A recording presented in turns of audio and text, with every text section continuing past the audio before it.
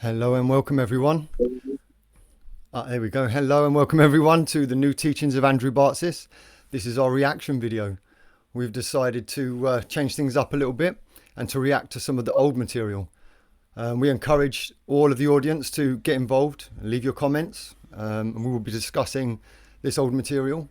So of course we'd like to welcome the man himself, Andrew Bartzis. Hello everybody, how does it go with you all today? I've had a good day, a great day. I've had a great couple of days actually. We've got Dale Tobin.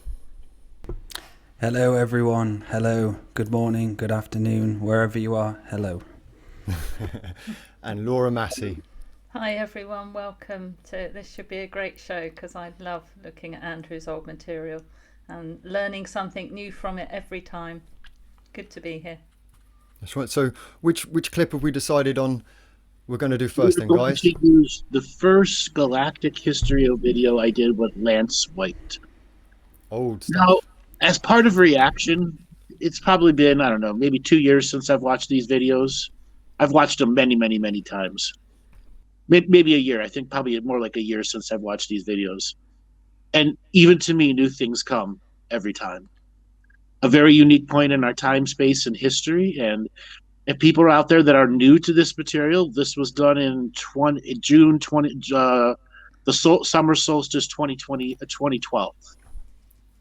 Sorry, 2013. Summer solstice 2013, yeah.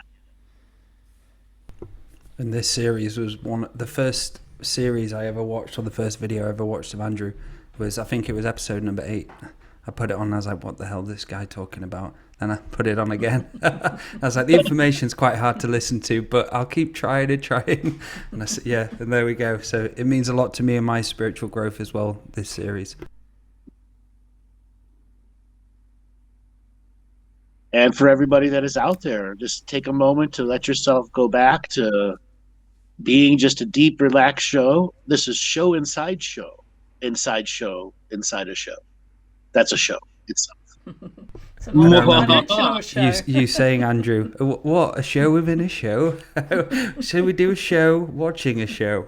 Yes. That's about it. That's about our simulation. So remember these words that you'll be hearing in this thing. In 2012, language that is common today only because it's been repeated the last 10 years. That's something that many of you will begin to notice about many of these early teachings, all the languages in there. Yes. And the all right, information... Go ahead, Laura. I was just going to say, it's not the information that's changed, it's the perspectives that have changed in that time. Right. So now everybody to understand, if you have not watched these videos, Lance is a little jump around everything because he was excited. This was brand new. Nobody understood the material. I'd been doing shows for maybe 4 months and grown a pretty huge audience, like in a matter of a few weeks to a few months. And so, Joel, go ahead and play. We will have you pause through different things and make comments on different parts of it.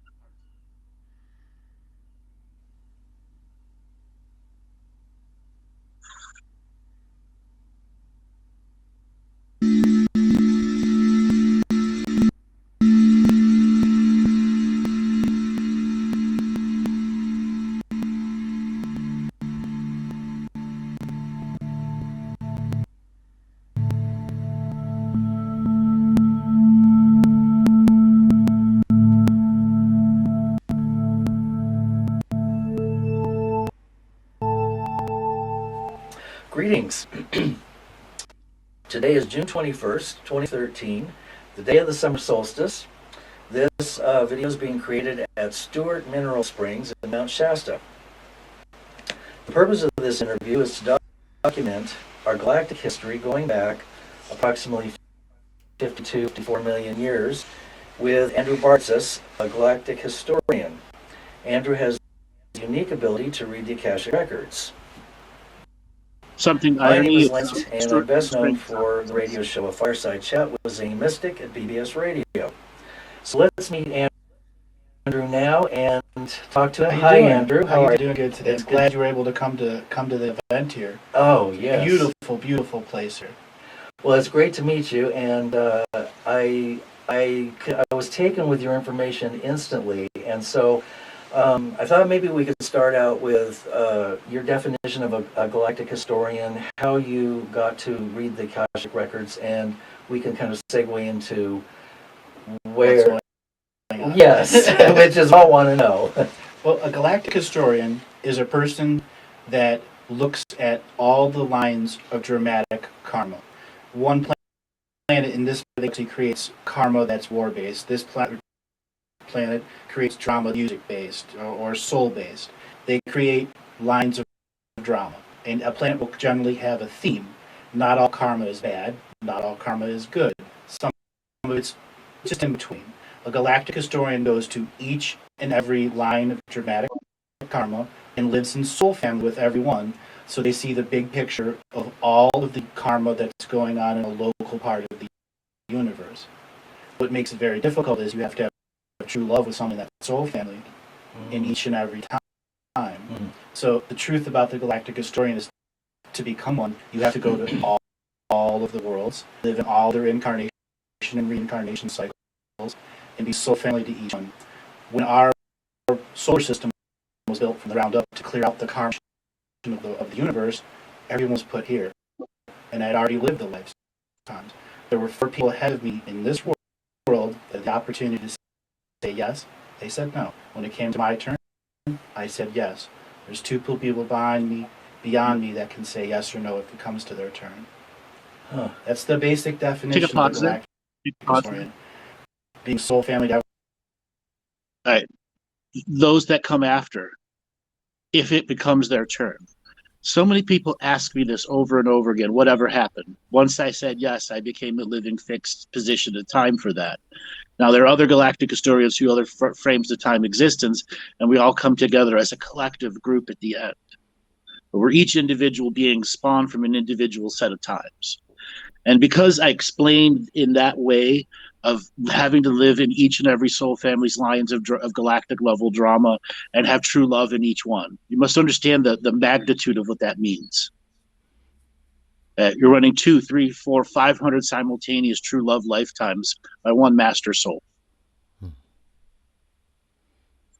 And this was the first time that I'd ever heard the word karma used in the context that you've used it here. And it just changed everything I understood about, well, it added a whole new envelope of mechanics to consider. It was the first time I ever heard it. All right, let's go back and play. Travel means traveled a lot. I'm old. I guess so. Now, when did you first start to gain an understanding of the Akashic records, and how does that work for you, and how's that evolved? When I was still an innocent little kid, I was doing it then, but nowhere near the power levels that I do now, or the ability now. When I was 9 years old, my dad took me to a baseball game at Cleveland Stadium. Bottom of the 9th inning, a tie game, somebody hits a home run, the whole stadium cheers. At that point, I downloaded all the Akashic records of everyone that was there, 3,000 plus people. People miles away from the stadium. At that point, I knew I was different. I searched my mind. What was Atlantis? What was Lemuria? What was Decanara? Speaking in soul languages and not being able to communicate with this to my family, they just wouldn't understand. I mean, where do you begin to even say that to anyone? I love my family. They're great people, and every family has a little dysfunction in it, but knew I couldn't say anything. Just knew it. There was a period where there were guides from Hollow Earth that came there and helped me redeposit the information in my brain into my cellular memory, and it is literally in your skeletal energy. It's not in your muscular fiber. Even though we as species today use our skin to store imagery or messages, and we shouldn't, it should all be within our cellular memory of our skeletal structure. Can pause there. So, we're in the process of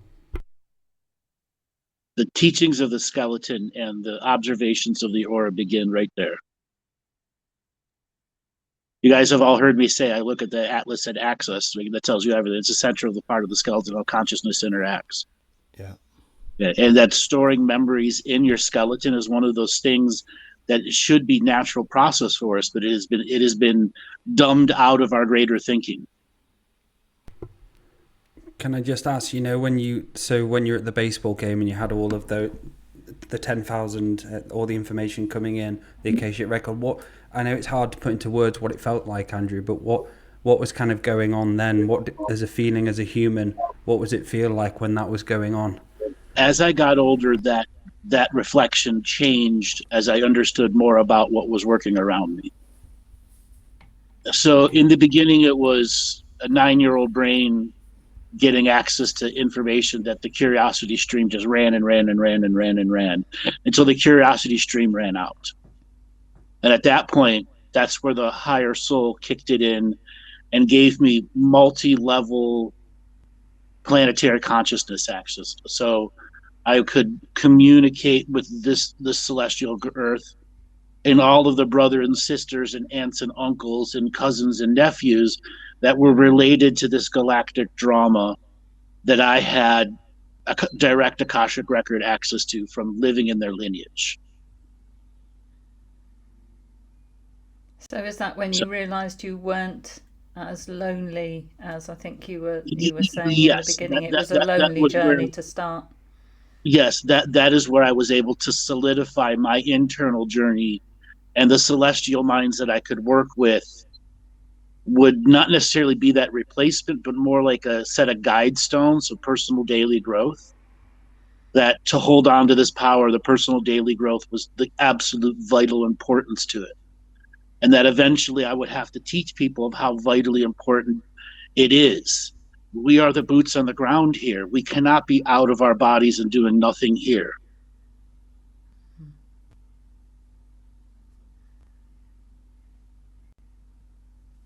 Anybody else want to react on that? Yes, true love in another soul family. You have no idea how hard that is, to difficult, and to do it in all of them at once.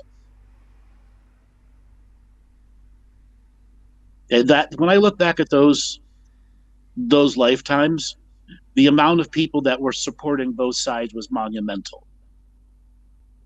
Okay, so the level of, degrees of separation were 20, 30, even 50 degrees of separation.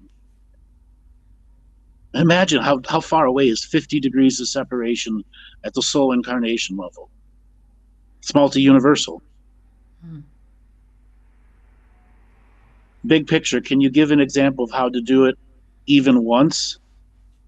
Faith. And it's a faith. Love is a faith, and faith is a love journey to be experienced as it ever evolves, as it keeps changing, rotating, rediscovering a new geometry that redefines the love and flow. Did I ever go into denial? Hell yeah. Oh yeah, there were many, many times. Where's this shit coming from? Okay, because my unknowingness was how can I just open up and talk about a subject I know absolutely nothing about?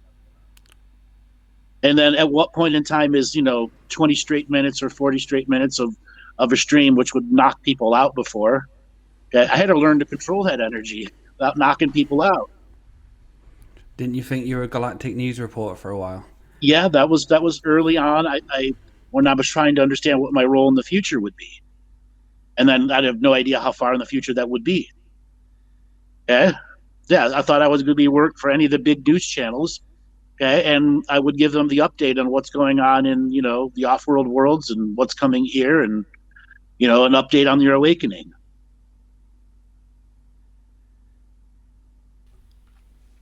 And that's something you don't really do, and now you're like, no, I don't want to do that. It's not going to grow anyone. It's kind of now. It's like, fuck that. In those early stages, we want the narrative, don't we, to confirm things to us, and the narrative is so insidious that at the beginning of the journeys, we can't imagine our journeys without the narrative playing a part in it. Mm-hmm. So, Lillian, yes, I asked why me tens of thousands of times until I came to the infinite answer of why me.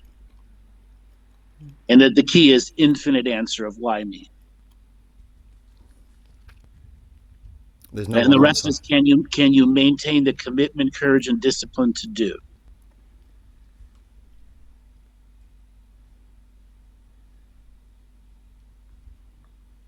You can still go into big mass media in the place life is going everywhere as possible. Yes, to an extent. I asked why not me either. There are plenty of times I wanted to give it up. But that was the commitment, courage, and discipline to not give up on the potentiality that I had already seen. How difficult was it? And know was factual truth. How difficult was it not to look at your own future? Very difficult. But I did look at my own future. Mm. And all of the choices that would send me off of the choices.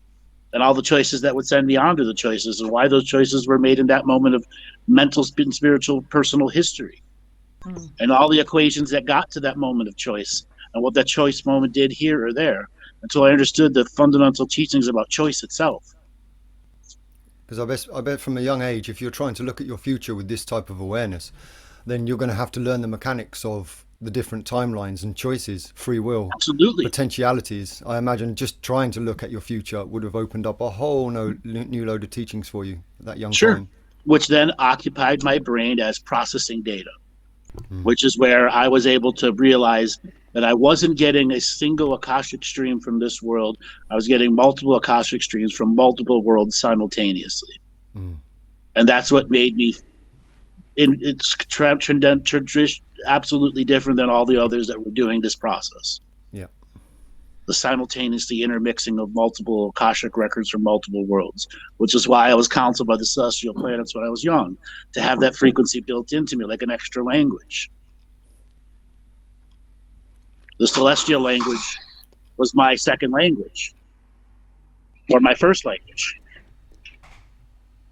What was it like for you looking into darkness and not being say at a young age when you're looking at all these streams of information, what was the kind of like catalyst for you to learn the neutral perspective? And because thinking about it, like if I was that young and I was looking into all this information, some of the darkness would probably change me a little bit. What was it like for you going into that dark? Yeah. Sure. I had set up tests for myself early on of remaining sacral neutral. The volume that you look at looks back at you. And it was a specific teaching that the precognitive workforce had created for me, which was me. So the greater aspect was to rediscover how to learn multidimensional thinking. Yeah. Mm-hmm. And the language that it took to translate to this world. And that's when you Hence talk the very about early start. downloading and unpacking the celestial code, isn't it? Right. And early on, I did that at a very, very high level, which imprinted onto me a central nervous system that could handle that at an early age. Yeah. Data did the double of data.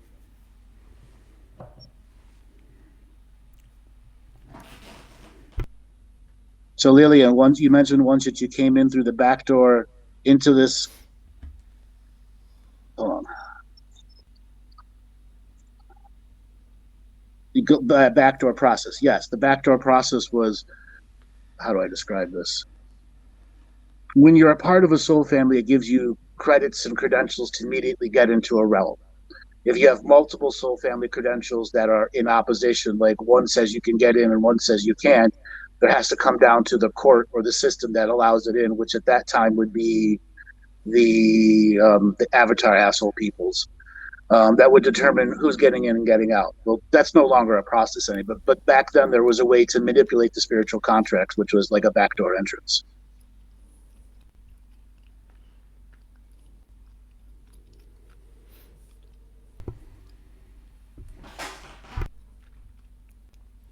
All right, let's go back and have it play some more. Of learning about Earth's history, and apparently there's been quite a lot of shenanigans and playing with timelines and so on and so forth. Most of us are familiar with the basic story that's come through various channels and who some of the players are. But you're going to take us back starting about what, 52 million to 54 million. Well, we lost 2 million years of history when Earth wasn't in this universe anymore. Okay, what happened? It was a big prize that a galactic sentience of another universe said, I want to play in this game for a little while. and it came into our universe and said, I'm taking this. And there wasn't enough powerful entities at the time, even the dark guys here, that could stop them. And they put it in another universe for 2 million years and allowed it to seed life in another universe, because that's its original purpose, is to be a galactic seed planet, seeding DNA wisdom to whole new galaxies. And then Earth got mad, basically gave it the middle finger, and came back over here and got back into the fold of what was going on here. So it was able to break loose. Correct. It is a sentience. Right. Do you have a name for that galactic group? The universe that it went to, Right. we'll just call it the Zolaka. Okay. It doesn't have language, and it is intonation, Zilakwa. That's the best way to describe it. It's not a free will universe. That we have now. Correct. We are a 100% free will universe. And free will means we can set up our realities based off of the rules that we create in it. Okay, but our free will has been co-opted over those millions of years. Correct. Okay, so then who was next to interfere with the free will of the planet? Well, Earth had drama while it was being created. Drama is natural. Drama can be, I don't like you because your technology is better than mine, my religion is better than yours. People have ego even at the higher dimensions. It's just functions differently. When karma reaches the point where a sentient species can reach out several galaxies beyond their home planet, you can create karmic pollution to newer planets or younger planets.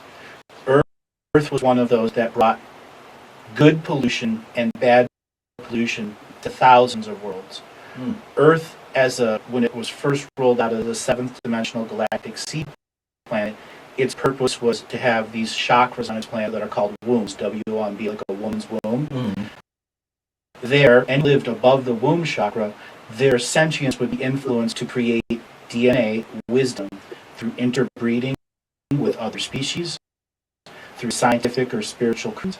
Thus, Lemuria and Atlantis, where the societies returned to Earth's original purpose while it was in a light part of space where sentience was expanded, knowing full well that they would come into the denser and denser part, and the breeding of souls that were coming in was outweighing them, because the invasion we have is spiritual invasion. It's always been that way. The dark forces have always known technologically wise they can't win, but they figured out a way to manifest energy bodies and force incarnate souls into our world that aren't soul family with us, and to the point they created enough breeding population to make an anchor population for more and more to come in at a faster rate than the good. Okay. Does some of that include using astral shells that have not crossed over? Correct. Okay. And the walk-in rules and all that. So it's basically reanimating something that has been that's probably has a negative aspect to it to begin with. So that takes us to what, about? We'll go 51 million years. Okay. 51 million years, Earth had already been ripped out of its home galaxy.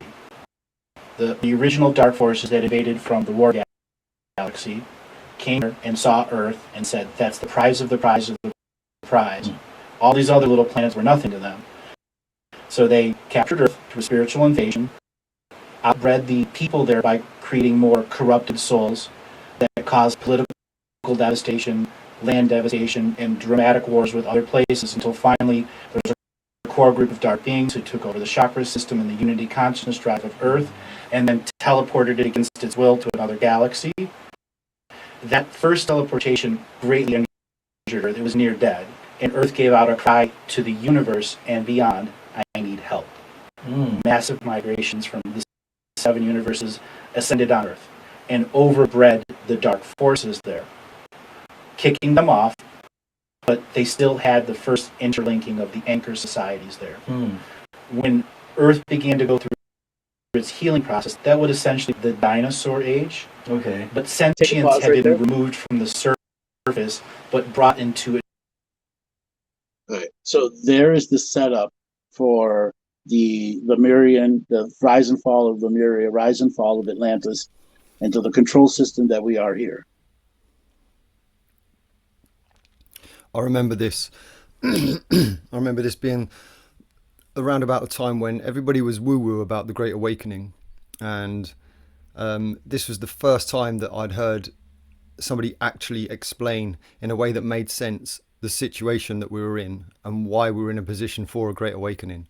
It was the first time anybody had said it in any cognitive way that actually made sense. So the spiritual invasion. This has been a highly glossed over subject matter. You hear me say it throughout the entire series, but as the series ended and the new rest of the expanded teachings came through, that aspect is not understood. We're about to go through a mass migration here, and the ascension, awakening, remembering, whatever it is that you want to call it, is about the astral worlds packing up with trillions of beings, and instead of hundreds of thousands of new daily life positions being open on the planet, you're talking millions or even billions will be open every day. And it doesn't matter if they're a dog, a cat, a blade of grass, a bee, a duck, or a dinosaur. Once they add their aspect here, they add their aspect to the Akashic record of the way this planet is entwined with all the other planets in the Galactic Ascension machine, which unravels the greater negative karmic debt that was put here.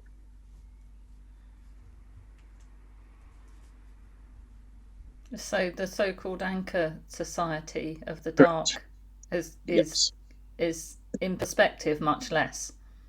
It had to have access to this world where if you lived under a womb chakra, you'd be highly advanced no matter who you are. Other worlds have womb chakras, but very few. Most have one, maybe two. And if they're really, really, really a high spiritual society, they'll have three. You have over 300 on one planet here. So when the Earth volunteered to obviously create this new dream, Andrew, was it all, say, like the fetus has spiritual contracts to obviously things happen in the life? Did the Earth have that before she became a planet?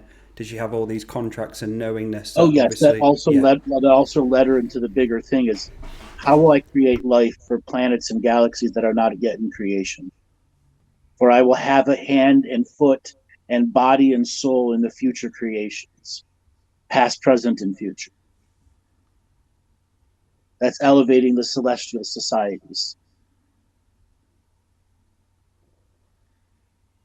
You spoke about they captured the unity consciousness drive when they dragged her Yes. from this universe. Is that possible? Is it possible that could happen again? And if not, why not? No, they don't have access to all the control rooms to do that. Then they had access to all the control rooms. Yeah. Which was... And something to understand about the control rooms, they all don't live in one physical permanent spot. They're moving every day in a DNA cipher.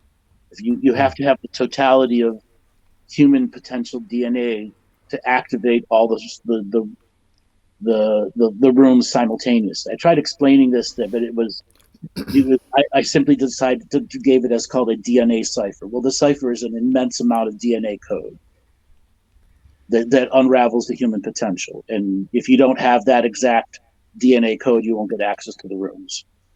Was this one of the final fortifications? Yes, that was the final fortification. Yeah. What's the state of the control rooms now? There were about, did you say There's 40 still or there are still 41? 19. There are still that are 19 that are not. They don't know where they're at.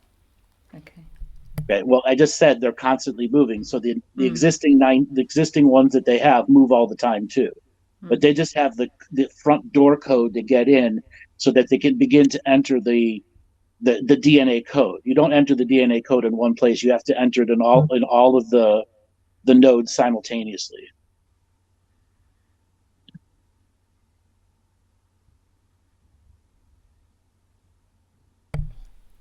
And so when she was taken to this other universe, the time that greatly damaged her, what was the response of whatever was in that universe at the time?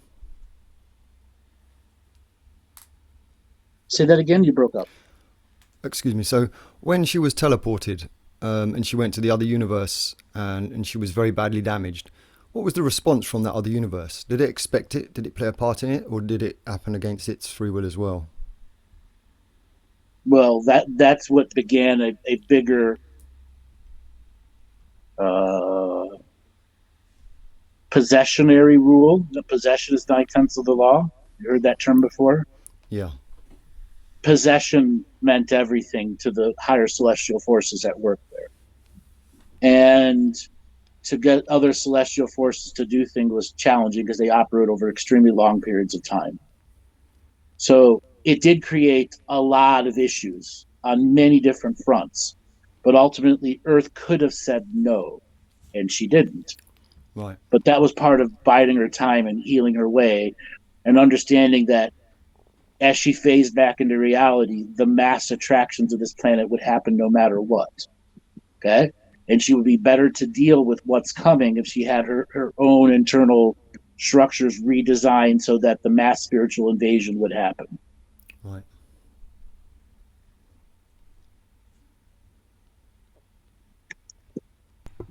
So was this a point where the Ice Age happened around then for it to heal itself, Andrew? Was that kind of the Earth fortifying itself? Time no longer is in alignment to our linear concepts, and our linear concepts are going to radically change anyways. Okay, so a year is not a year, and that would have been right around 1 billion years ago in our linear conversionary history. Okay, that's when Earth was formed. But we start the galactic history 54 million years ago. What was it doing before then? It was part of this universe when this universe was non-free will, into the switch into free will.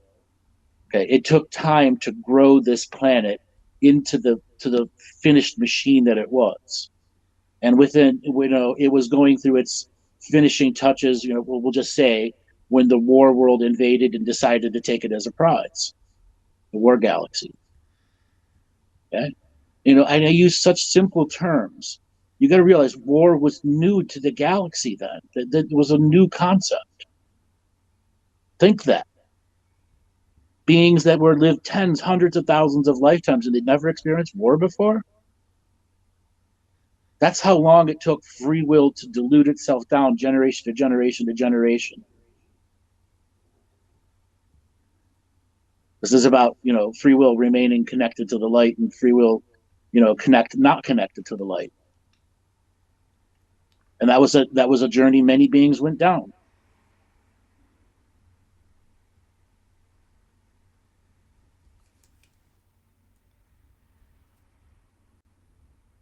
So from Jason, if we had more remembering access to our latent DNA, would more humans have the potential to access the control rooms? No. You already have to be a master of your mind, body, and spirit as a DNA to even upload the code to the room. It's a genetic computer that has consciousness inside it.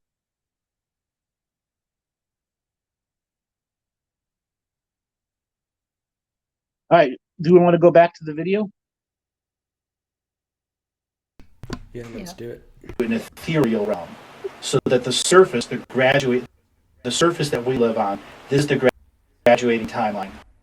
If you're to become a higher dimensional soul, to interfunction with Earth, or to go out and explicit your consciousness, you have to be on the graduating timeline. Earth has 3 timelines: above, below, center. Center is the graduating timeline. Okay. So at this point, Earth kicked off its first. They reinforced the energies of Earth, and they said, we know the spiritual invasion is coming, so this begins the first process of creating pyramids. The first process of creating pyramids was to amplify the currents of Earth after the damaging effect of being ripped out of its Earth. The pyramids were placed on shock points, placed on crustal points, enforced the ability for the local sentients to create local realities, and made a grid that was reinforced so that any entity had to go through a filter to determine if it can actually make spiritual contracts with Earth sentients to have sentient kind on the graduating timeline. At that point, the dark guys had spread to a few thousand other worlds and began dominating and controlling and mastering the system of domination control in very low-end species. That's where they discovered if they're ever going to take Earth, they knew that in the galactic rotation, Earth would go through very light to very dark, to very dense spots. And at that den spot is the place that they can spiritually invade that place and then lower the consciousness level of the surface people by influencing the DNA, influencing the soul families, influencing the soul contracts, and literally getting us at every stage of the game and removing how we would naturally live with our planet. Mm-hmm. So, in other words, we're disconnected from our ability to communicate, commune, and source. Correct. So now, when did that begin? So this goes back to the pyramids as well, right? Well, there's 9 layers of pyramids. Earth has been moved 12 times. Captured 12 times. Wow. There are 9 layers of fortifications on the astral world. There's no other planet in the universe or 3 other universes that's been fortified that much. Wow. So, you're in a situation where the dark guys capture it, fortify it, the light guys recapture it, fortify it, so on and so forth, until finally the fortification grid and the quarantine of the good guys out there is literally the hindrance of what we have, plus the multi things that are within us, manipulating drama and manipulating spiritual contracts so that when unity consciousness comes, they can program their propaganda of thousands of years will come to fruition. We're raised with amnesia, and we're raised held hostage in a position for entities that want to take more powerful people and take them somewhere else by their own belief. Wow. So we're entering another one of those periods of time, like a harvest period, so to speak, or ascension period. We're ascension period. We're going out of a very dense part and going into a very light part. There's 66 planets in our solar system. The vast majority of them are in the light part of space, and Earth and Mars are stuck in the dense part, anchored by the sleeping people that haven't awoken to their consciousness. They're the ones anchoring us there now. And there are bases on Mars and All over. all over, everywhere. I call this world and this solar system the Galactic Antiques Roadshow, because the vast majority of species that got lured into their drama, we're here to salvage the thousands or millions of ships littering our solar system from the numerous wars over and over and over again. Wow. Well, no. So, how do we navigate this time? How do we? Let's look at the 50 million year concept. Okay. When time wars began, that's the tricky thing. 480,000 years ago is when the actual time wars began. But time, we're on a planet with 3 timelines. They're only going after the graduating timeline in the beginning. Okay. So the first set of multidimensional beings that had incarnated here became 40% of our population. Teen beings equaled 40% of humanity.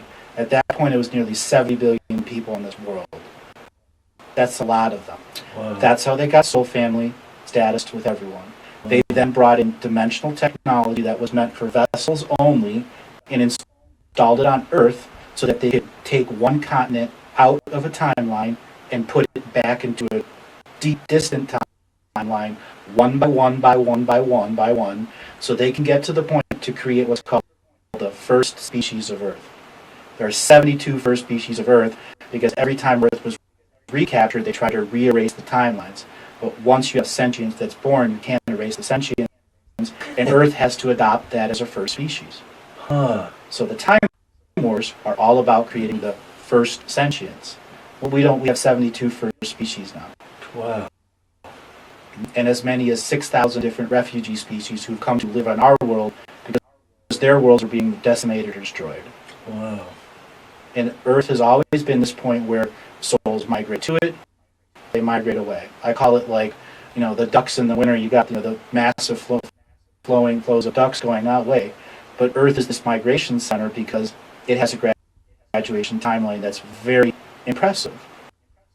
You have 100% free will come in with blank mind. It's very important. There are other worlds that you remember all of your past life. You speak by the time you're 4 months old. We go through this growing process. That's cherished in other worlds. It seems like it could also be a disability if you're being programmed and manipulated Taken over, and right. taken over. And then there's that element of soul contracts, which you mentioned, that Mhm. where as the soul comes in, it can be bounced, which is one way of shoving us off of our path. Mhm. And another one is adding fine print or adding Exactly. So, do you want to talk a little bit about that? Yeah, it started in Lemuria. Lemuria was a really high consciousness. Earth was its true seventh dimensional status. It was creating DNA, and it was inviting other species to come live here for a while so that they could live on above these womb chakras and create DNA and then take it to a new world in unity to this new world. They would never force bring DNA to a new world. Earth is also capable of psychically transporting the DNA wisdom that's created in these womb chakras to a blank Akashic record planet that's about to invite its first group of souls to come and live on it. That's its purpose. During Lemurian times, there were air cities all over, there were ground cities, and there was as many as 5,000 different species that came here to work with Earth to create DNA to spread. Well, the guys had gotten their little fingers in there and started creating their drama within inside, and as the society began to build to its peak, factions formed in it. You had spiritual factions, you had scientific factions, you had no technology factions, high technology factions, and these factions in the separation. The separation is what took Earth from a seventh dimensional status to a sixth dimensional. So it literally lost a whole quotient of its exponential energy. The separation causing mass migration away. Earth was left undefended. It was captured. That's the first fall of Lemuria. Okay. The multidimensional beings who were here orchestrated that capture, okay, because they had gotten in. The new beings that came to take over Earth reanimated Lemuria with the leftover refugee population here, instilled domination and control, and began an incarnation pattern to bring in more of the kinds that they wanted from those that were dominated and controlled. At this point, the good guys of the rest of the universe said, we have to do something about this. But there's a huge debate, the ascended masters, the philosophers. You know, there's a galactic sentience that created war in another galaxy, and that galactic sentience allowed it to come here. This was known as the first mistake of the Prime Creator. The galaxy we were in wasn't ready for war. It wasn't set for war, but it's here now. So they took way too long to figure out a result for it. At that point, many species began taking up war to defend themselves. Keyword. I mean, there was a lot of information that just played, but these last set of keywords here, the first Prime Creator's mistake. And this is where some of the material challenged a lot of people back then. Prime Creators can make mistakes. Still does today. Yes, they can. Still hear questions about it. Yep.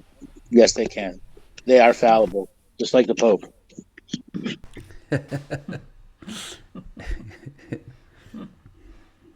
And it's great to see that reflection of Prime Creator making mistakes, and we make mistakes, and mistakes are natural. It's great to hear that.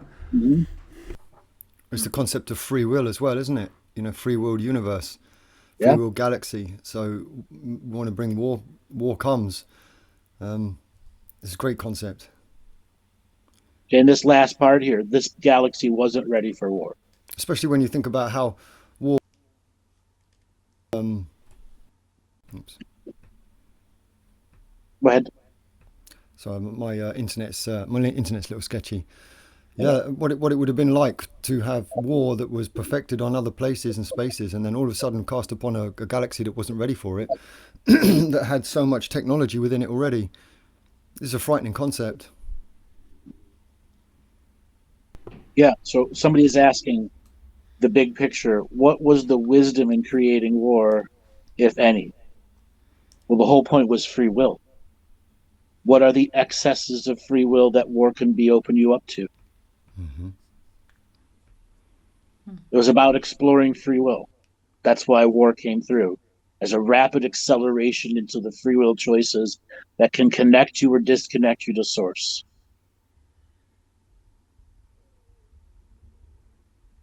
And the infinite journey to reconnect or disconnect again. It's still free will, isn't it? Still free will. And the exercise of free will is what many souls have to go through to get considered to be old. They've used their free will for long enough to sustain enough life force and choices that they're still literally at the leading edge of what light can or cannot do, defining it or keeping it infinite. And so the game was all very much already at play at this point, because I think you mentioned before that the multidimensional beings actually lured this war into the galaxy. Sure, because they knew it wasn't ready, and that it would have a perfect mega splash outcome. One that would get the gods and the higher dimensional entities to notice, and if they didn't start acting, they would lose control of it. And as predicted, many of them didn't act. Over extended periods of time, they just let it play out. Free will, free will, free will. And didn't interfere, which set up the toxic creations that were here. Because of these beings knew they wouldn't react, that they would have a tremendous time to refine war in this particular galaxy. When the ancients of ancients left this galaxy, they left our programmable DNA, 900,000 different versions of humans spread everywhere. Okay? And no longer their technology, there's no longer the high-level masters running their technology. The technology has been exposed to so much celestial energy, we became sentient, like and from artificial to regular soul-based beings. So did they invoke karma for doing that? Yes. But So karma is also what brought the teaching of war here. Okay. And is this what brought the multidimensional beings even further into the game themselves? Because ultimately this had to happen in order for them to be here, for the spiritual incarnation to happen, in order for this process to come to its resolution, surely. The answer is yes. There's 12 and 15D chess going on. So they're invested and involved in all of its linear and non-linear experiences. I think since this series, haven't you spoken about the quarantine grid actually being dismantled? Yes, and now it's just a blockade. Ships can still get in and out, but they're maintaining no DNA, off-world DNA trade. So you have to go through a search to get out, or they have to smuggle it out. Is it like a police border? Yeah. Like a roadblock? That's got to be positive, though, for incarnating beings, yes? Eric, does the Akashic Records change every time a choice is made due to free will? No, because everything is a part of the infinite potential algorithm. Otherwise, wouldn't they be able to look at the Akashic Records or better manage the fall of Lemuria? There's many different aspects to the fall of Lemuria, because Lemuria is not one singular realm. It's tens of millions of realms layered on top of each other. That was a different time in Earth's history where the power levels of this planet were a trillion times higher than what it was. And that was the types of average souls that lived on this planet were extremely high frequency, high vibration, and could live in many dimensions simultaneously. This world is meant and designed and set up for the highest of consciousness beings and the lowest of consciousness beings to go through rapid elevations. I remember, Andrew, a radio show with Lance sometime after these videos were recorded, where you were tapping into Lemuria, and you said that they were amazed that their prediction model was talking back to it. And then you talked about Project Atlas and spoke to them directly. And I remember that just being such a powerful show. Yeah, if people don't know the frame of reference, so after I'd done these videos, I would regularly come on and do more Galactic history stuff. And there was an episode where I had been going through my own gremlin challenges to get on and off, and it led up to something where I'm like, well, what is going on here? And I looked deep into something, and I was like, I can contact it, and I did. And then it started communicating live to us. And I had a full interaction with a science community that was on the other side that had to go through a debate process as if I was real. And there was a moment where you said to them, Atlas has failed. And Lance became extremely emotional, and even me back in that day, I could feel the response of all of those people who had people locked outside of time that were trying to correct their timeline, just sort of like realize that what you were saying was truth. Such a powerful moment.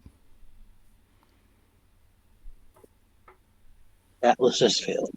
Oh, that was a big wake-up call to a lot of beings out there, I could feel it when it happened.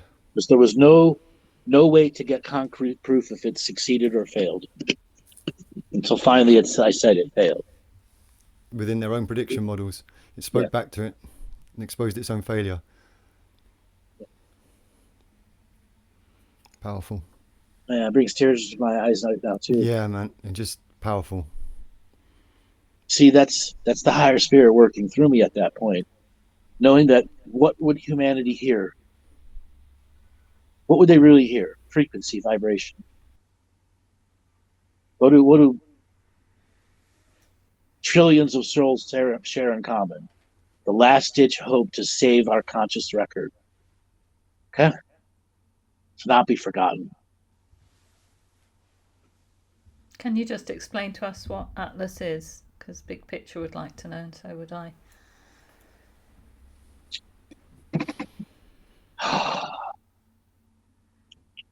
Let me get through the tears.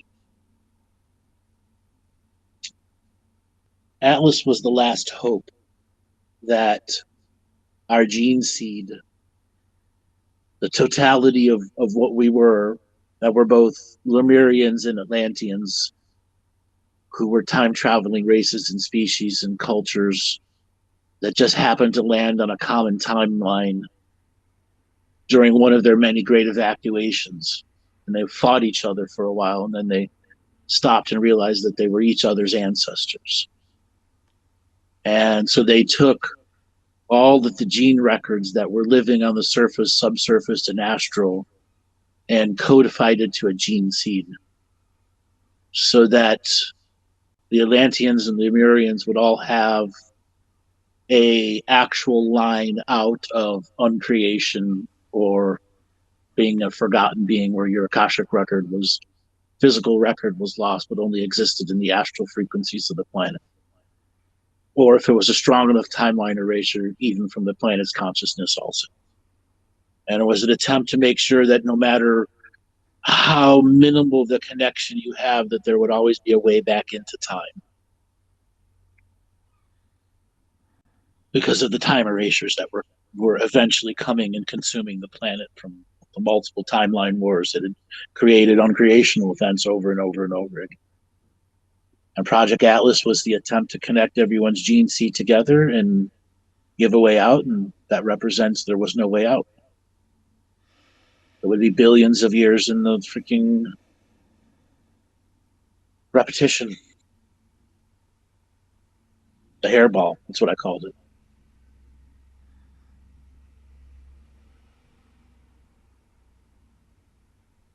But also that the future that they didn't get to predict gave them another chance. And basically my message back to them is they had to think farther than they'd ever done before. And it's because I was telling them I was 50 million years into your future. And that was it was inconceivable to them at that particular time.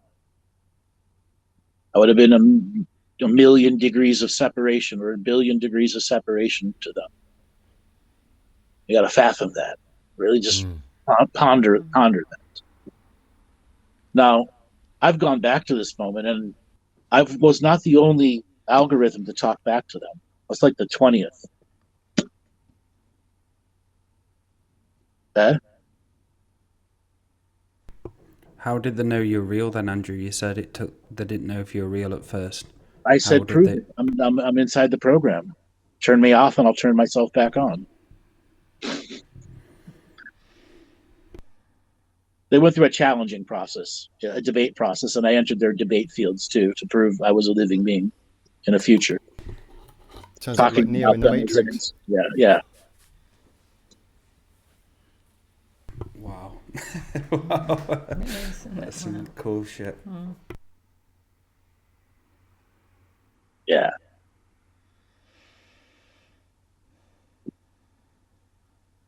So Atlantean Lemurians, that's what Project Atlas was, getting all their gene seeds together. But the gene seed also defined their angelic and not so angelic processes, which solidified the binary light versus dark process here. Eric, was this communication done here? No, I was bilocated. I was here and there simultaneously. That happens frequently with me. And live on air. Yeah, and live on air.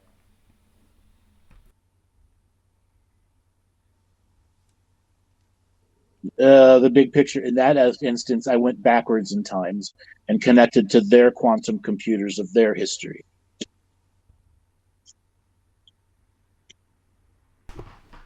Did they ask you anything, Andrew? I mean, you've said what you were saying to them. Did they ask God, you any? I can't remember everything they asked. Okay, We got to yeah, realize, yeah. but yeah, they interrogated me. But I actually Sit down. Sit down, Andrew. It's not a negative interrogation. They know that was Yeah. a hard questioning phase. But I immediately went in front of their group of I don't know how to describe it, like their science committee that has to approve all anomalies, even for them. And I went in front of that and proved to them I was real. So their greatest naysayers. Because there was split opinion at first, wasn't it, Andrew? And Yeah. it was those guys that were holding back the opinion. And Yeah. yeah. We'll have to find that clip and react to that clip. There was a powerful moment. I remember it very well. Yeah, and if anybody else has suggestions, go on into the chat room and make a comment of what other clips you might want us to react to. So how many minutes are left in this video? Like 8?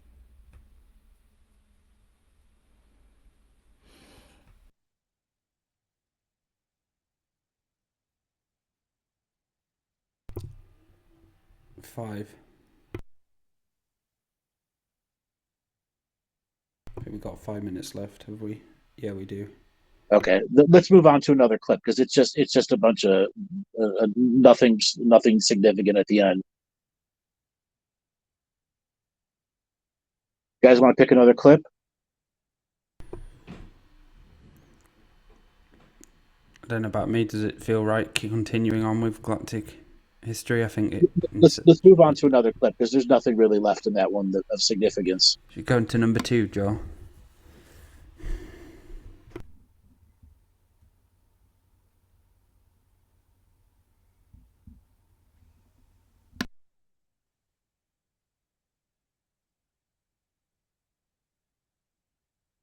So, Eric, were you able to give them any words of hope based on what is happening to all of us today? Yes, I did. I showed them a way around the galactic erasure process.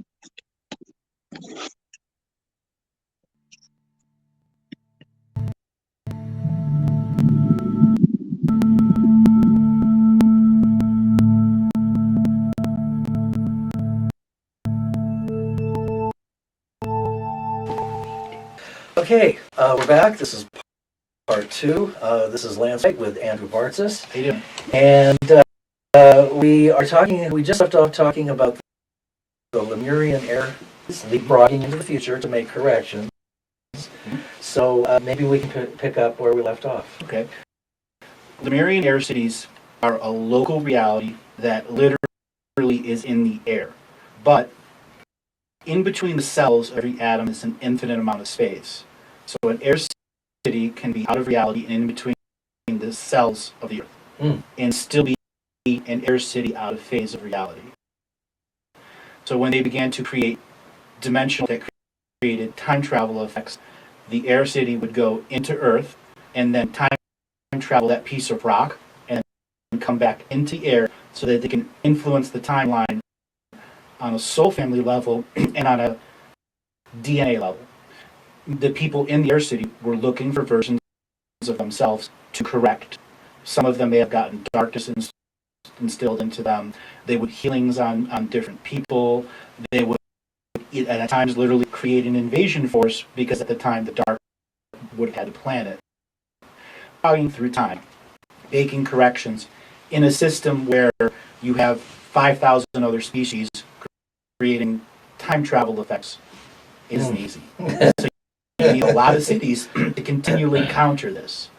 Where we are right now, 2011 to 2014, every single bit of the time warp is about right now. It's about propaganda coming out. Propaganda that's thousands of years old, hundreds of years old, millions of years old. This propaganda influences the awakening, which is the end of the process where we must have graduation timeline. Absolutely, it's the prime creator's will. So, what is a Lemurian air sig?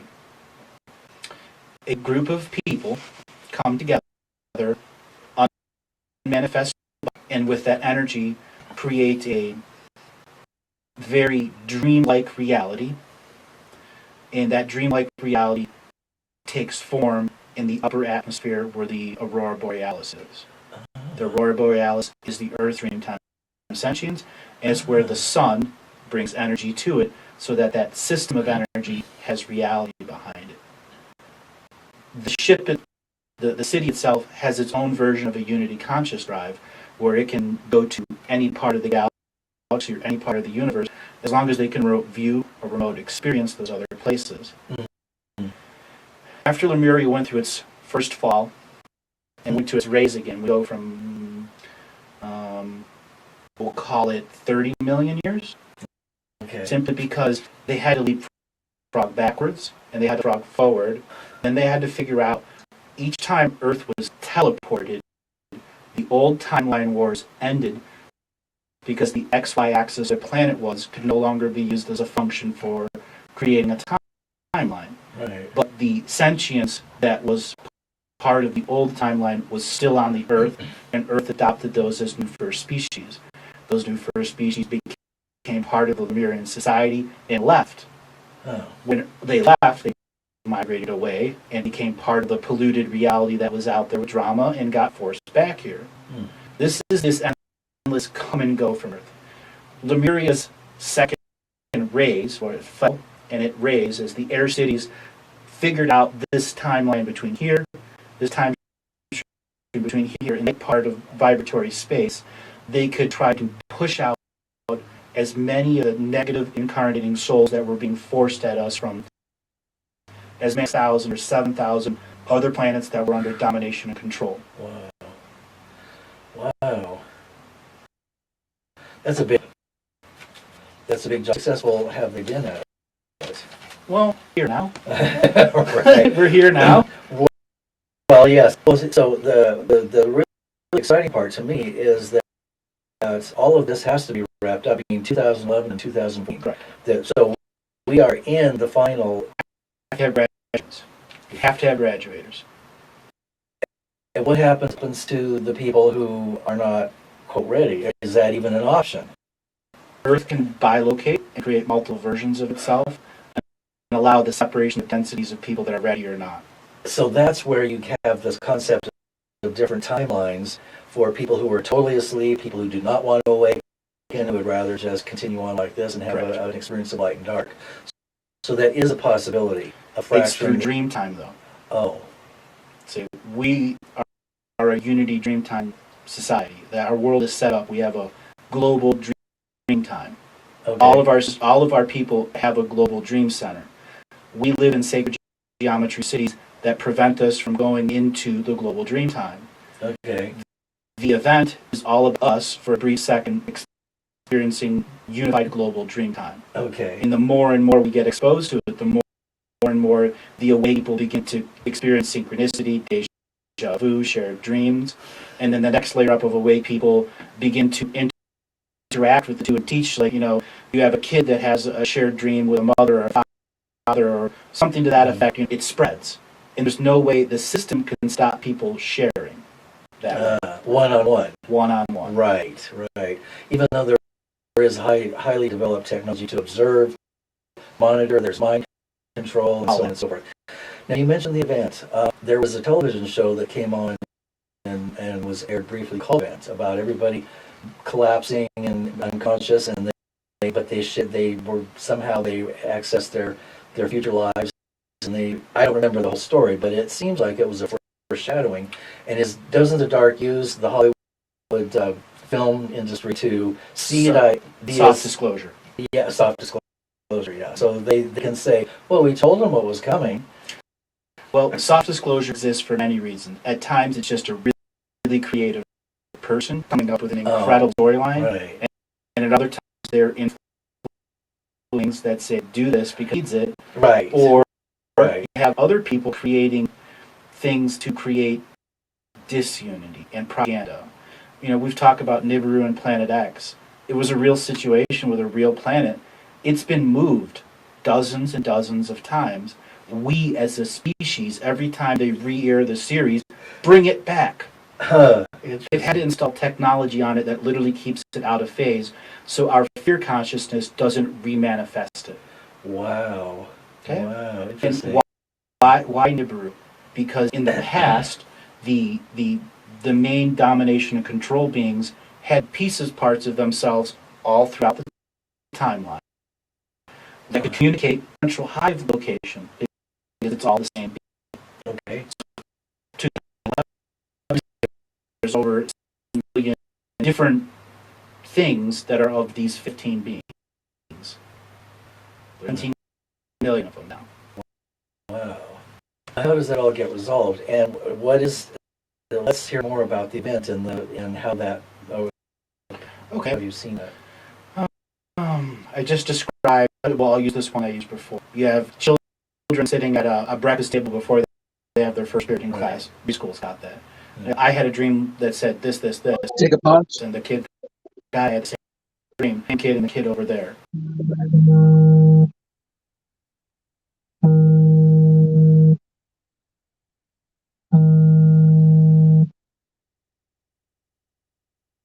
All right, can we take a pause there?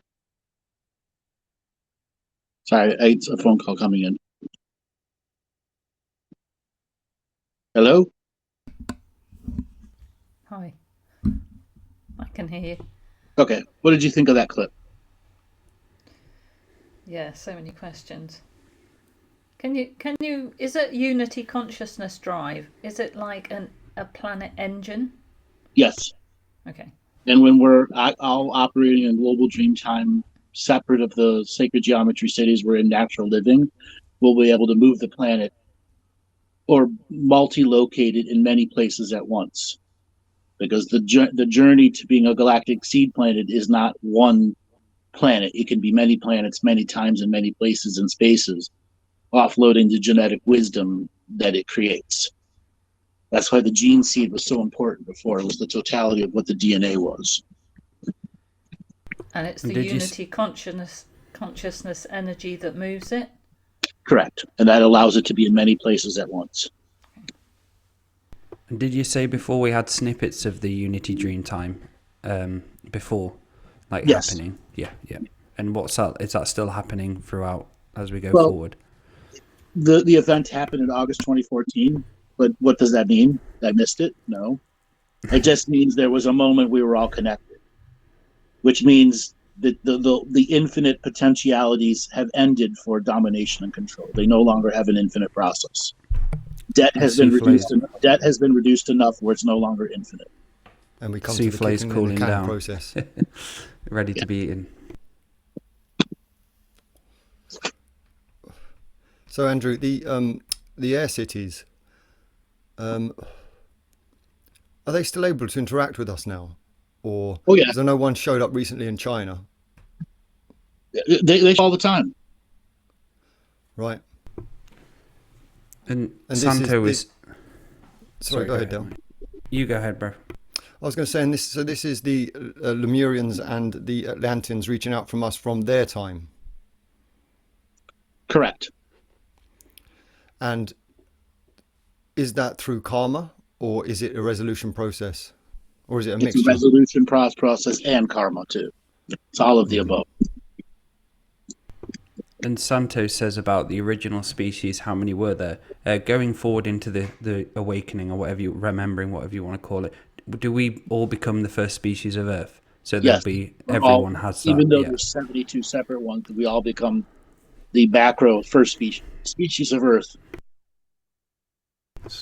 Cool. And so are those species all represented in our DNA skin suits now, or are they within this particular skin suit that we all share? No.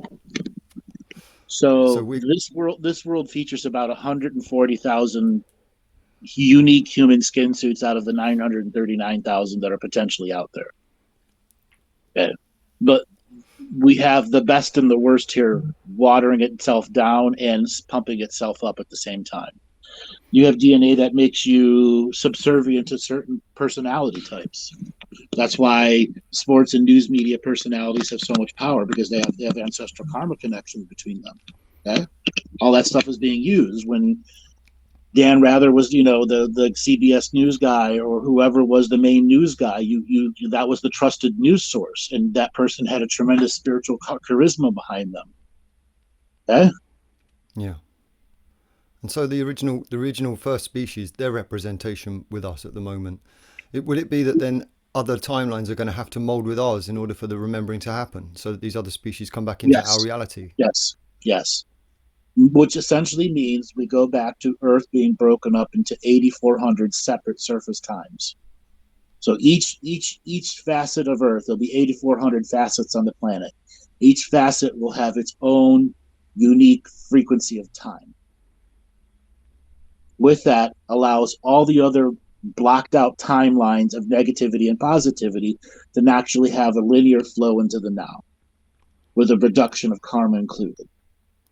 And so is there any emphasis with regards to a form of hierarchical order to our reality, or are we all just equally co-creating? We just have to live So there is ours. a hierarchical process of reduction of karma that had to start in the higher realms, and it required a whole bunch of higher realm actions that we were not privy to over many periods of millions of years, where it took them to change ideologies.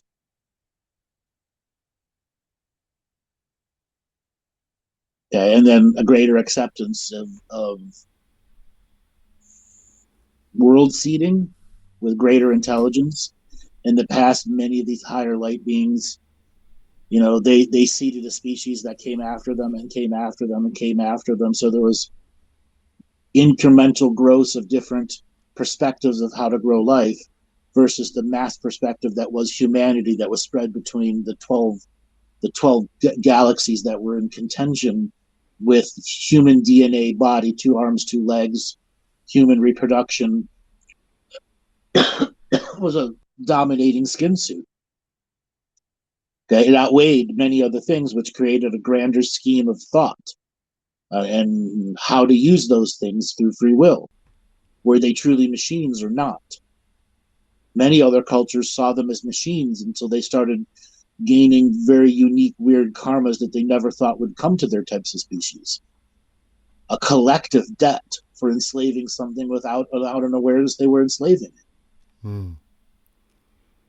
And in my own processes, I have noticed that certain parts of these DNA give us access to certain capabilities that would have been used in a technological manner, but Mm-hmm. that react very differently to us as an I am. Yeah.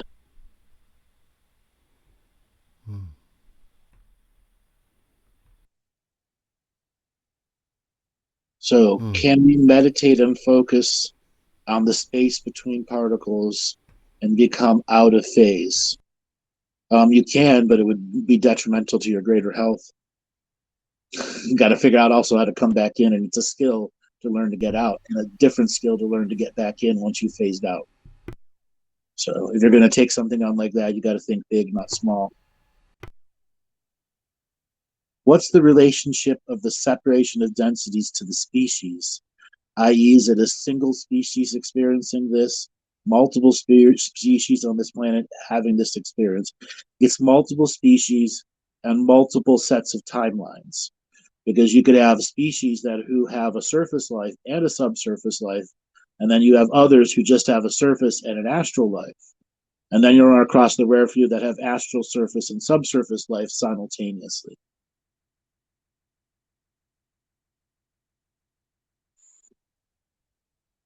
One species after prime created revamped.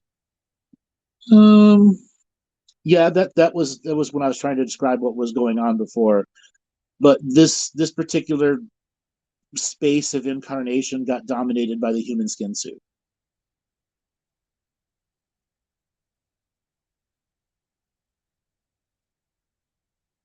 Can you concrete a set of requirements for an individual who wants to be a part of the graduating timeline? It starts with concrete faith.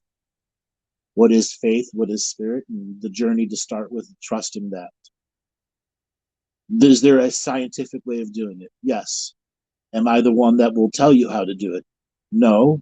And the same way, I'm not going to tell how people how to do faith. Faith is the same individual journey into knowing yourself. So there's your answer.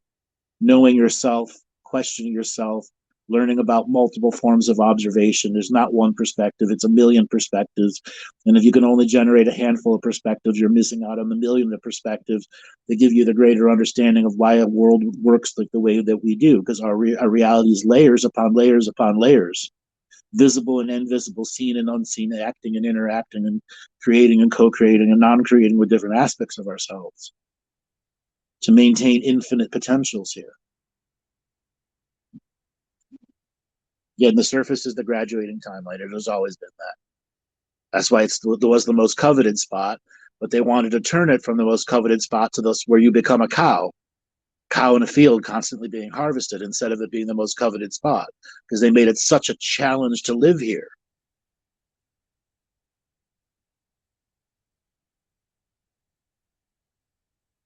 So current focus is resolution on the surface timeline. This is the timeline for this current reality for resolution. Yes, I've always said that. This is the now time. We have to battle for now. They're trying to outcreate now, and we have to outcreate now before they can outcreate us. Faith meaning full trust in yourself and the universe. Yes, and beyond that too. Faith is comes in many different forms, aspects, ways to validate and invalidate itself at the same time. Going to the edge of your unknowingness and challenge yourself to become known. That's that infinite wisdom that's connected and interconnected through you.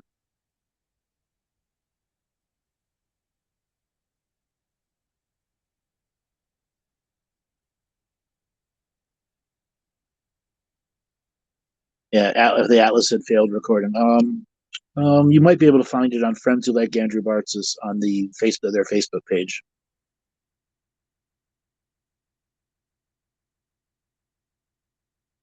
There are a couple others like Atlas has failed that are out there that very few people recognize.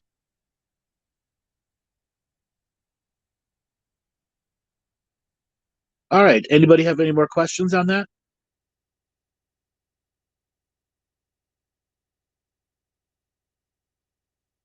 Cricket. Cricket. But processing there, Andrew. Just processing. Back in the old days, I'd talk. I'm like, anybody there? Hello? Mouse fart.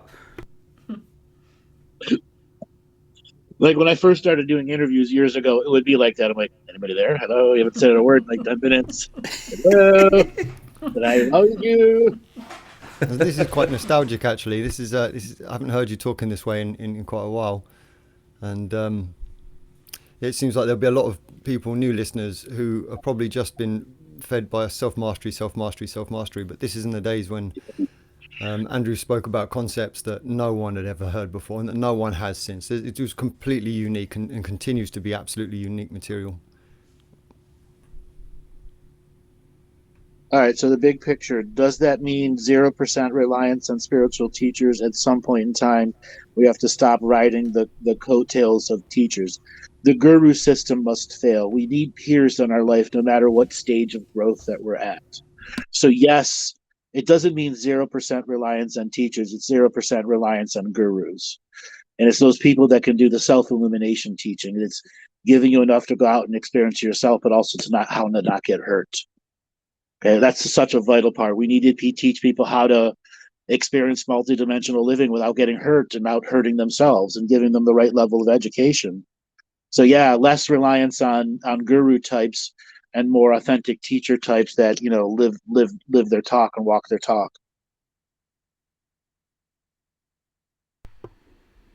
How do we outcreate the forgetting? Very carefully.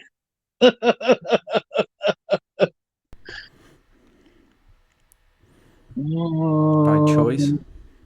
Well, infinite choice. Yeah, yeah. Okay.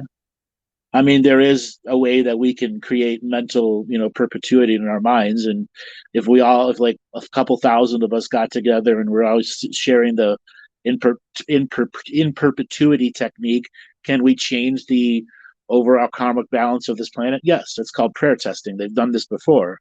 That's why when humans come in mass, they can affect the world. Okay. That's why propaganda can be so effective the way it is right now. Now, what's going to happen to you? Okay.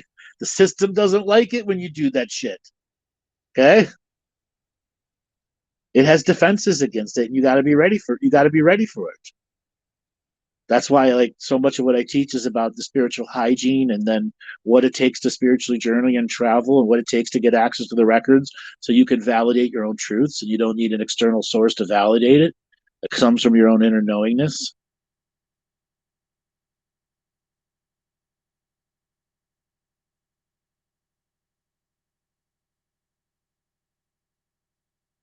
Cricket.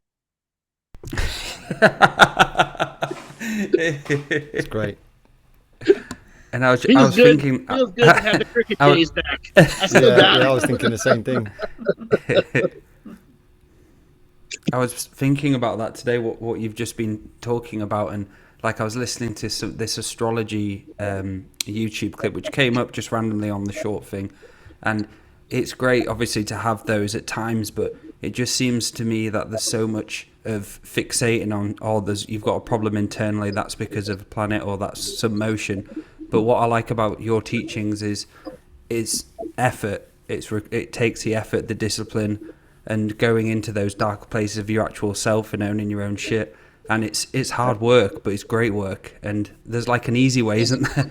The validation of the light working way, which I used to be like, where I used to instant gratify myself all the time. Only really until I started digesting your teachings and seeing how many programs I had and how much shit I needed to sort out within myself. So yeah, really, really cool shit. And the problem with astrology is that it teaches you a sense of powerlessness to the celestial sources. It can, yes. Exactly as and that's what was the problem with all of the lightworker teachings, is they did come from a place of victimhood ultimately, and that was the difference with Andrew's. It's no, you can co-create with celestial sources, you can outcreate celestial sources. It's an infinite expression, and no one had been teaching that. No one's ever taught that as long as I've been alive. The other thing is, Andrew's brought in a new set of linguistics in his teachings, hasn't he? Which actually mean something when you start to tune into them. And now I've heard them sort of over and over again over the last 10 years or so, and they actually create more meaning for me. It helps you understand and perceive what he's talking about because of the linguistics he uses. Like, nobody else does that. Exactly. Nobody even to this day, does it. No. But it feels like you give your power away, and like don't get me wrong, astrology can be great, but it's just when it becomes obsessive and you give your power away to the planets and you rely on a planet to make you feel this way, and you make an excuse for all of your shit because of a planet. That's where I feel like there's a line, which I've learned about from my old days as well. I'm not putting anything down on astrology. It is great when you work with it in the right way, but I feel a lot of people rely on it. I used to do, to kind of give me a chart and a reading, but realistically I needed to learn the skills of reading myself naturally and being able to do it without the astrology charts. Right. And that's where the mastery comes in, doing it without the cards, doing it without the astrology, and so on. Mm-hmm. That's why I've always said it's the person. Yeah, to me, it's always the person, not the system. Yeah. Yep. The system interacts with the issues that the person is having. Exactly. And that creates pattern recognition, which allows you to go into the depths of reading the patterns. Yeah.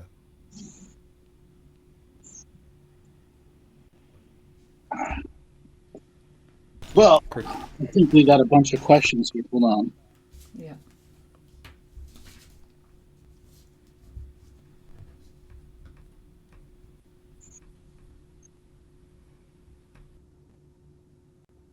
From Amy Kruzik.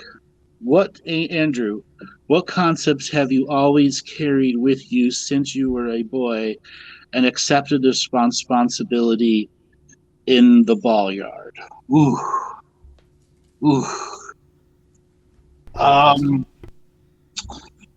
Always carried with me.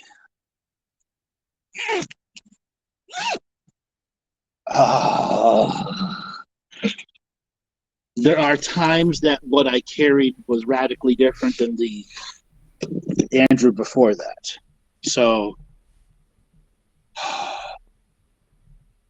to not get lost in the story, that the story was temporal in the moment, and I was a non-temporal being first, living a temporal life, and that if I was able to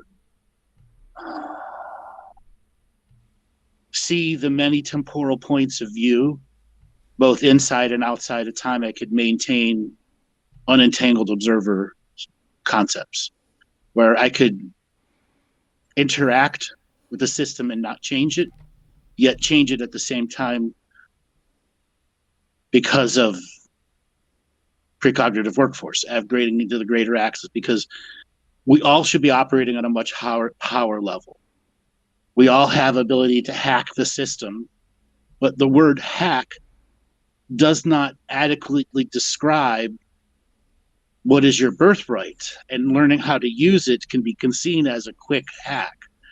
And how our language, you're asking the questions, what I bring with, how important language was. That was the other thing. How important the colloquial now language was. And that I would be influencing the world with my language far more than I could even perceive, even with today's ability. Yeah. Okay, compared to what I was then. Because I have refined my skills. Okay? I know I can't put it on full power. It attracts too much.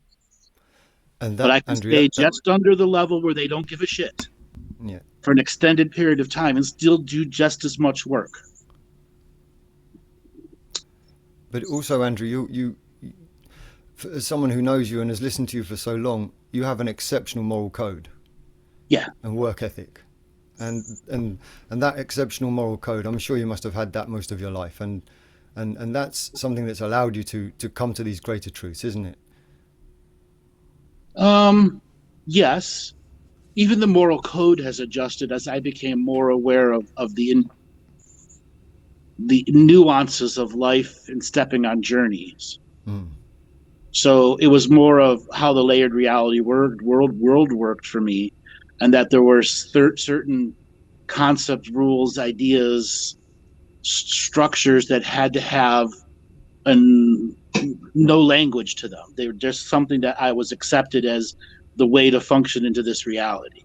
And I didn't have to know everything that was there, but other than the general concept of what has led to this living algorithm being able to do what it does.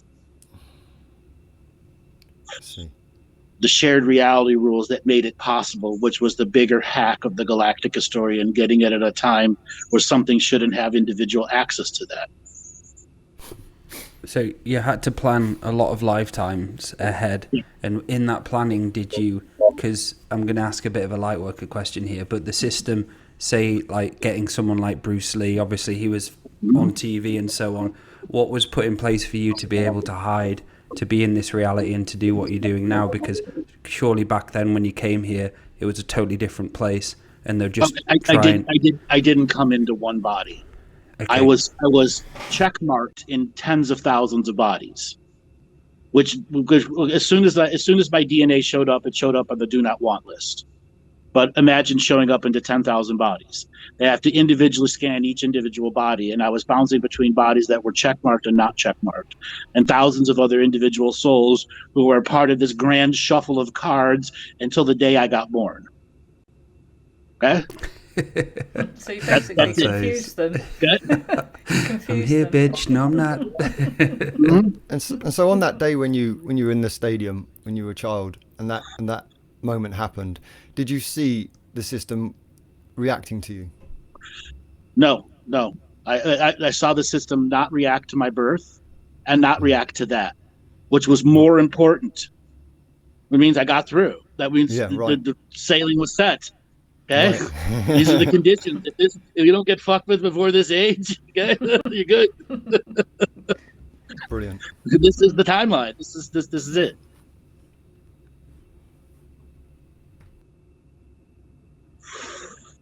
So yeah, I came through the back door, multiple back doors, tens of thousands of back doors, and I left a lot of front doors open. To confuse everyone.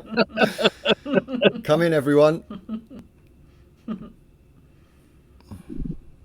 Yeah, but when I was being during the game and afterwards, I was understanding how infinite potentials worked. And because we had targeted it at infinite potential level, the system was never going to be ready for multiple infinite potentials all coalescing around one event, which is how you out-create the system. And we can do it now. And I was joking with you guys in text before, we've got to come up with the next name of the show and the next name of the show. We got to master naming shows. Okay? Because what's the next show? What's going to keep the audience interested? Write in the comment sections. What type of shows do you like? Let's hear your response. No Jesus answers.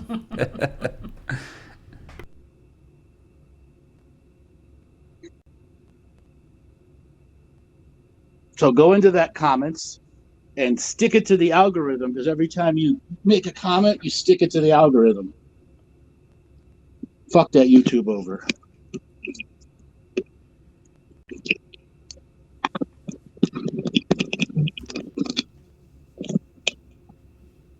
So are there any other questions anybody's got? Not from More me. crickets, I think. Not from me. And We're at just lots cricket of time. appreciation. after what you were just talking about, yeah, a few crickets. The Galactic Historian reads one of his books, Story Time with the Galactic Historian. There you go. We can do that.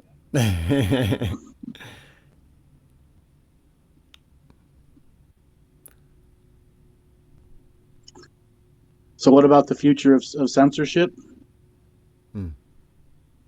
It's going to get worse. We're going to be censored. That's my prediction. At what levels? Infinite levels of censorship. They're going to push and push and push the ability to censor until humanity figures out a way to fight back in such a way they can't Gen 6 us. There'll be new ways of marching that won't involve feet. Things that people could do individually at a time that prove they have power over a system that thinks it can predict us. We can absolutely have unpredictable concepts and ideas enter this world. And we can seed them in such a way that they will, in an unpredictable format, evolve. And that's part of the journey of, coming here 100 years ahead of time, is figuring out a way to influence a world that doesn't want to be influenced. Mm-hmm. And has gatekeepers to the types of influences that it doesn't want in. So are all these gatekeepers around the planet now, is it kind of like that everyone has to leave the souffle to do what it needs to do now? Yep. And that's why they're not allowing DNA to go off and on? Yep. Shut down the DNA trade. That stops the potentiality from moving. It keeps it centric to here, to this place, in its ever-evolving journey.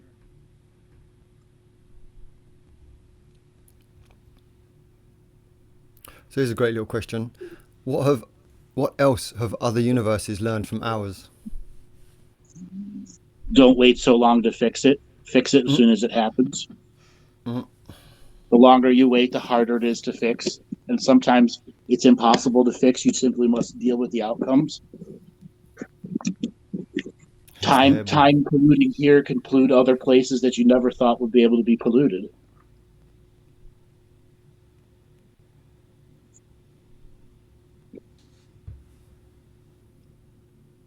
I've been learning about pollution. The infinite dodgers, those that are constantly putting off their karmic debt to the future versions of themselves or others. Or past. Karmic dodgers, That's another big lesson. There's going to be no more karmic dodging after this.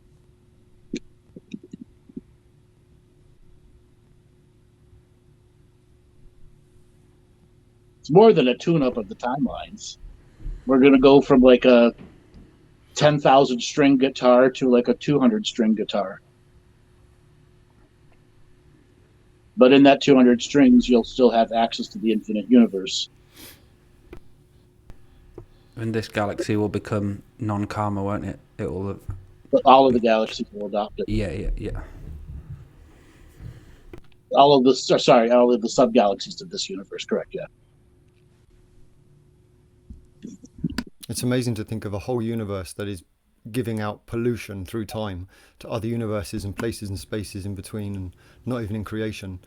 It's an incredible concept to think about what that must be like for other universes. That's the understanding of how connected and interconnected we are.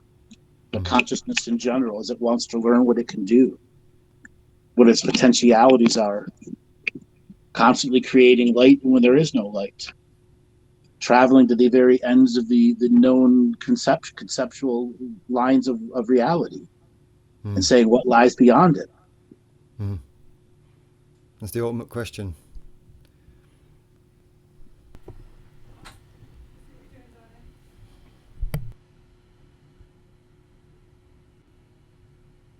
It's going to be some great parties when it all comes to play. Bye,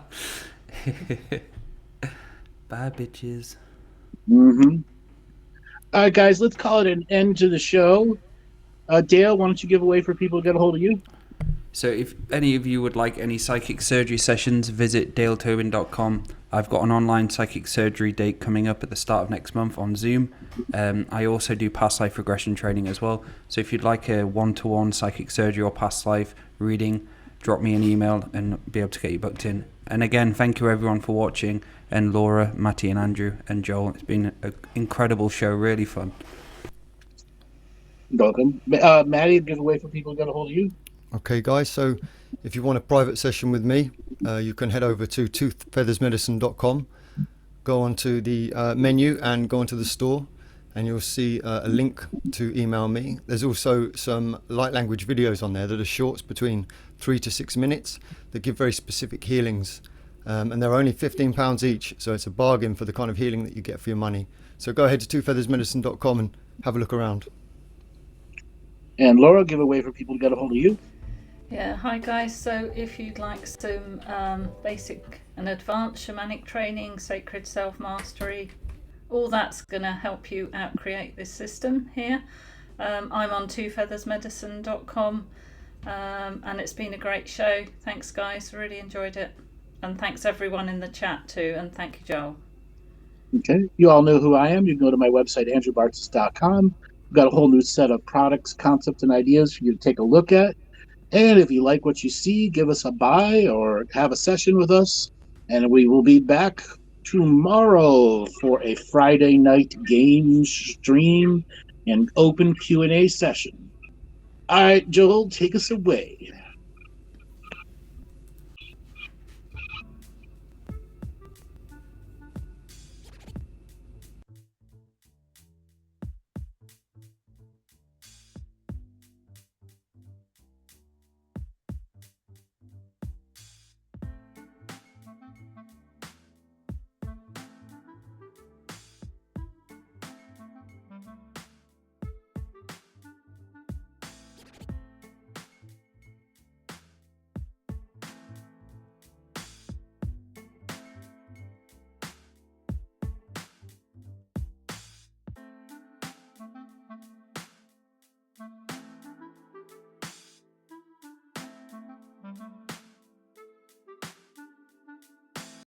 Healing comes in many forms, all the colors aligned.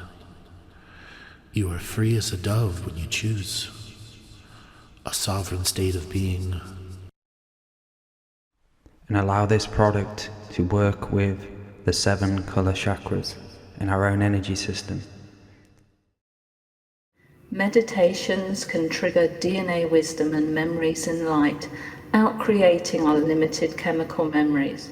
So sit back, relax, as we take you on a journey of light and colour.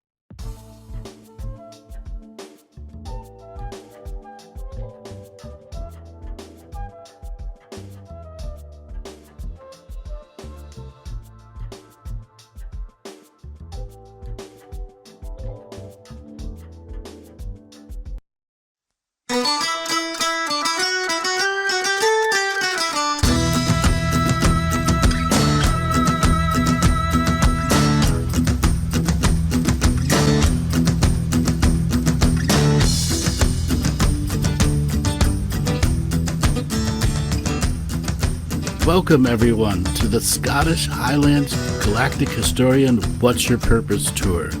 You're asking, what's my purpose? Your purpose is to go on this tour and discover the mystical, magical highlands and lowlands of Scotland. We'll be going from Edinburgh to Kirkwall, Inverness, all over the Scottish lands, as you can see on our incredible map. So I want to bring in Dale to talk about what is going to be included with this trip.